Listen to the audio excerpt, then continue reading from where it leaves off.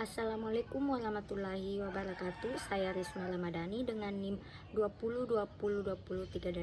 202020238612111061. Saya berasal dari Prodi Manajemen Keuangan Syariah.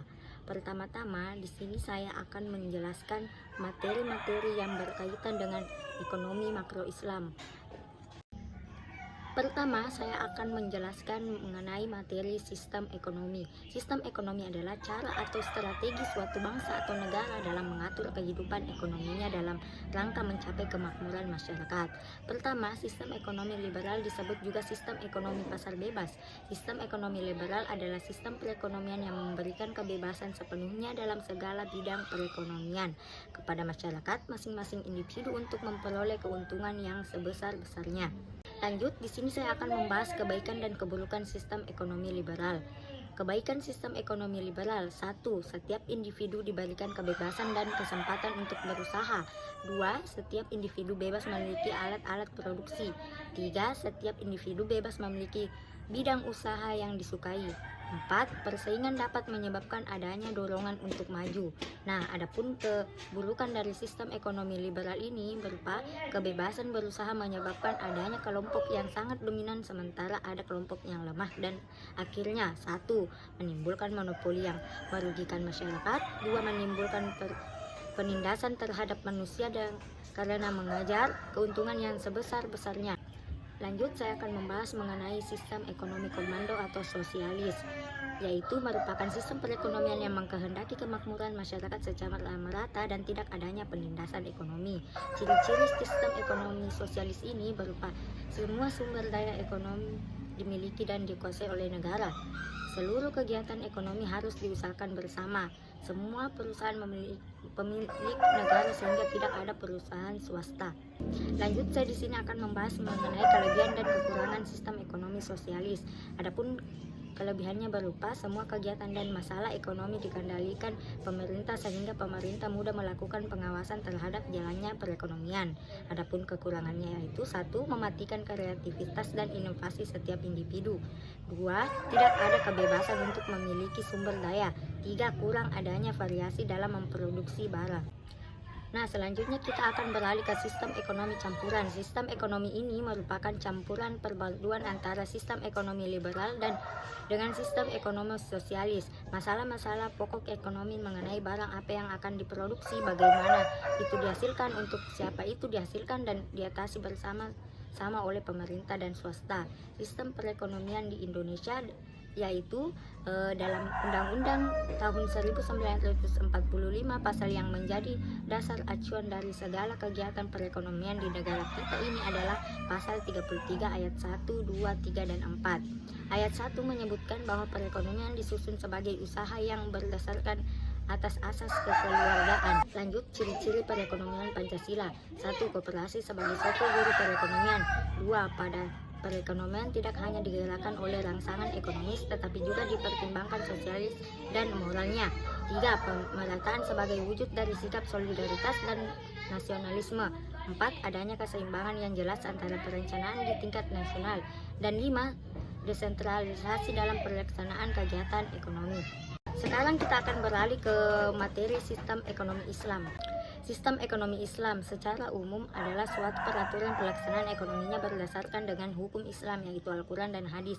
Adapun prinsip-prinsip sistem ekonomi Islam: 1. Memberi ruang pada negara dan pemerintah. 2. Larangan riba. 3. Melakukan monopoli. 4. Memiliki tanggung jawab. 5. Melaksanakan sistem bagi hasil. 6. Kebebasan kegiatan ekonomi berdasarkan ajaran Islam. Dan 7. Memiliki sifat dualisme kepemilikan. Keunggulan sistem ekonomi Islam. Sistem ekonomi Islam memang masih terbilang baru karena dimulai pada pertengahan abad 20. Pada dasarnya praktik dan tujuan dari sistem ekonomi Islam sendiri sudah ada sejak lahirnya agama Islam. Adapun kekurangan sistem ekonomi Islam: 1. Perkembangan literatur ekonomi Islam berjalan lambat. 2. Praktik ekonomi konvensional lebih dikenal masyarakat.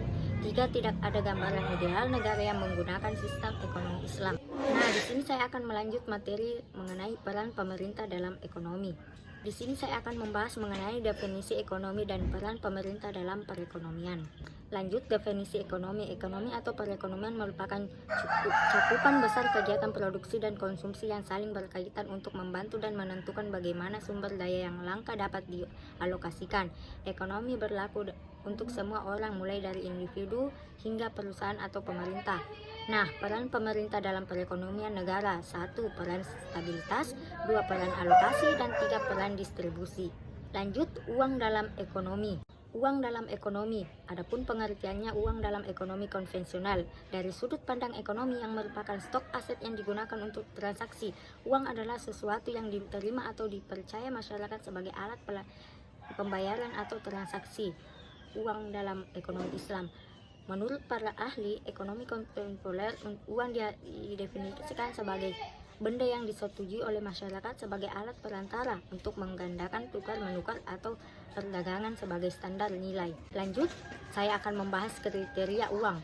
Adapun yang pertama adalah ada jaminan, 2. Nilai yang stabil, 3. Diterima oleh umum, dan 4. Mudah disimpan. Plan to raise gold. Yang pertama, mudah dibawa, yang kedua, tidak mudah rusak, 3. Mudah dibagi, 4. Penawaran harus elastis. Jenis-jenis uang: 1. Berdasarkan bahannya, yaitu berupa uang logam dan uang kertas. 2. Berdasarkan nilai, yang termasuk bernilai penuh dan tidak bernilai penuh. Yang ketiga itu berdasarkan lembaga, yaitu uang kartal dan uang giral. Yang keempat berdasarkan kawasan, yang berupa uang lokal, uang regional, dan uang internasional. Fungsi uang. Pada awalnya fungsi uang hanyalah sebagai alat tukar guna memperlancar pertukaran. Namun seiring dengan perkembangan zaman, fungsi uang pun sudah lebih dari alat tukar ke fungsi yang lebih luas. Uang sekarang ini telah memiliki berbagai fungsi sebagai benar-benar dapat memberikan banyak manfaat bagi pengguna uang. Sedangkan dalam Islam, apapun yang berfungsi sebagai uang, maka fungsinya hanyalah sebagai alat tukar. Ia bukan sesuatu komoditas yang bisa diperjualbelikan. Suatu fenomena penting dari karakteristik uang adalah bahwa ia tidak diperlukan untuk dikonsumsi. Ia akan dipergunakan untuk dirinya sendiri, melainkan dipergunakan untuk membeli barang yang sehingga kebutuhannya manusia dapat dipenuhi. Konsep uang dalam ekonomi Islam dan konvensional. Konsep uang dalam ekonomi Islam berbeda dengan konsep uang dalam ekonomi konvensional. Dalam ekonomi Islam, konsep uang sangat jelas dan tegas bahwa uang adalah uang. Uang bukan modal. Sebaliknya, konsep uang dikemukakan dalam ekonomi konvensional tidak jelas. Seringkali istilah uang dalam perspektif ekonomi konvensional diartikan secara bolak-balik, yaitu uang sebagai uang dan uang sebagai kapital. Perbedaan lainnya, konsep uang dalam ekonomi Islam adalah flows cost, di mana harta tidak boleh ditimpuk, melainkan harta yang dimiliki harus disirkulasikan. Perbedaan berikutnya tentang uang adalah pada ekonomi konvensional tidak dibedakan antara uang dan modal. Dalam Islam, uang adalah public goods, sementara uang adalah private goods. Karena sebagai public goods, maka uang tidak boleh diperdagangkan. Nah, kita beralih ke kebijakan moneter konvensional dan Islam. Nah, adapun pengertiannya yaitu kebijakan moneter dalam Islam tidak jauh berbeda dengan konvensional, yakni di mana kebijakan moneter merupakan suatu kebijakan yang digunakan untuk menjaga stabilitas jumlah uang yang beredar sehingga pertumbuhan ekonomi yang merata yang diharapkan dapat tercapai. Tujuan kebijakan Islam tidak berbeda dengan tujuan kebijakan moneter konvensional, yaitu menjaga stabilitas dari mata uang sehingga pertumbuhan ekonomi merata dan sesuai yang diharapkan. Konsep uang beredar dalam 3 mazhab ekonomi Islam. 1. Mazhab istiqohaduna. Jumlah uang yang beredar dalam elastis sempurna, di mana pemerintah sebagai pemegang otoritas moneter tidak mampu untuk mempengaruhi jumlah uang yang beredar. Gambaran ini merefleksikan pada masa Rasulullah SAW.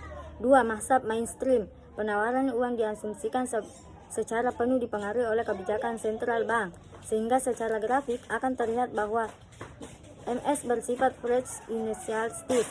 3. Mazhab alternatif. Keseimbangan dalam sistem keuangan Islam dicapai dengan memasukkan variabel express rate of growth. Pergerakan kurva permintaan untuk sistem keuangan mudharabah ini dipengaruhi oleh tinggi rendahnya inflasi terhadap tingkat keuntungan. Instrumen-instrumen kebijakan moneter. Instrumen-instrumen kebijakan moneter ukuran utama sebagai variabel makroekonomi yaitu tingkat pengangguran dan inflasi. Namun tidak hanya itu, Masih ada instrumen kebijakan moneter lainnya antara lain sebagai berikut. 1. Kebijakan diskon. 2. Operasi pasar terbuka. 3. Kebijakan rasio cadangan wajib. 4. Penetapan suku bunga acuan. Dan 5. Imbauan moral. Nah, itulah tadi presentasi dari saya terkait materi-materi yang berkaitan dengan ekonomi makro Islam. Saya Risma Ramadhani dengan NIM 2020203861211061 dari Prodi Manajemen Keuangan Syariah mengucapkan banyak-banyak terima kasih kepada kalian semua. Demikianlah saya ucapkan wassalamualaikum warahmatullahi wabarakatuh.